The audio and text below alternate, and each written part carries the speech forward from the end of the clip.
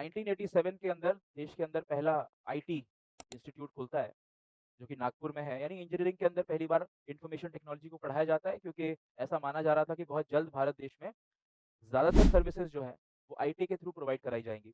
और 1991 में ये जो रिफ़ॉर्म्स हुए हमारे एलपीजी रिफ़ॉर्म्स, उसमें एक खास रिफ़ॉर्म ये था कि अब से कंप्यूटर बेस्ड सर्विसेज़ को गवर्नमेंट सर्विसेज़ में इंट्रोड्यूस किया जाएगा। यानी बैंकिंग हो गया, इंश्योरेंस हो गया, और भी जो सर्विसेज़ सरकार हमें देती है, उन सारी सर्विसेज़ को कंप्यूटर बेस्ड किया जाएगा।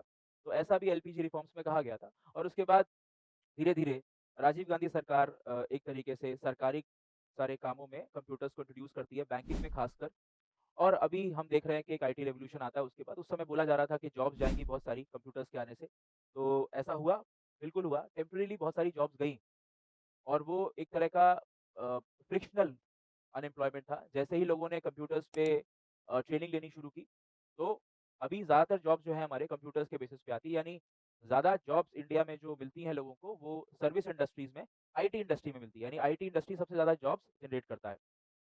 तो जिस चीज़ से लोग डर रहे थे कि जॉब चली जाएगी, आज लगभग 20 साल के बाद, 25 साल के बाद, उसी एरिया में 30 साल के बाद लगभग, तो उसी एरिया में सबसे ज़्यादा जॉब्स जनरेट हो रही है।